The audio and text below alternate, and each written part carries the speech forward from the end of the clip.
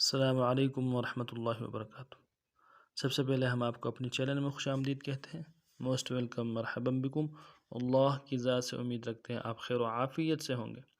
آج کا جو ہمارا سبق ہے وہ حروف مدہ کے حوالے سے ہے۔ حروف مدہ کے 3 پارٹ، الف مدہ، واو مدہ، یا مدہ، اور لفظ جو ہے لفظ غاد اور لفظ عین۔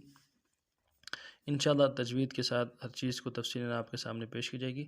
سو چلتے ہیں سبق کی طرف۔ اعوذ باللہ من الشیطان الرجیم، بسم اللہ الرحمن الرحیم۔ لفظ ضاد کو الف مدہ کے ساتھ ملا کے پڑھتے ہیں۔ ضاد، الف زبر ضاد۔ لفظ ضاد یہ انتہائی اہم لفظ ہے۔ اس لفظ کو ادا کرنا تھوڑا سا مشکل بھی ہے، توجہ سے سن لیجیے گا۔ ہر سبق میں الحمدللہ اس کو وضاحت میں بھرپور کر رہا ہوتا ہوں۔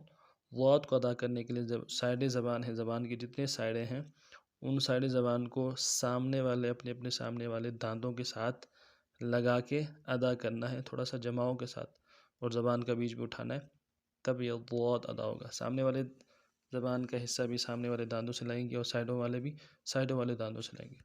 ضاد، ضاد۔ آخر میں دال ہے، قلقلہ کریں گے۔ ضاد، الف زبر ضاد، ضاد، الف زبر ضاد، ضاد، واو پیش ضو، ضو، واو مدہ ایک الف دال میں کھینچیں گے۔ ضاد، واو پیش ضو، ضاد، یا زیر ضی، یا مدہ ایک الف دال میں کھینچیں گے۔ ضاد، یا زیر ضی، ضی، ضاد، ضی۔ اگلا لفظ جو ہے لفظ عین ہے، یہ بھی انتہائی اہم لفظ ہے۔ عین، الف زبر ع، الف مدہ کو ایک الف دال میں کھینچیں گے۔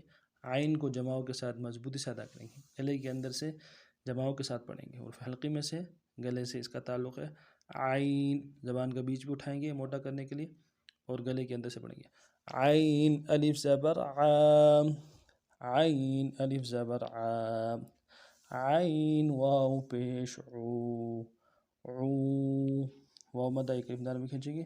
عین، یا زیر عی، یا مدہ ایک الف دال میں کھینچیں گے۔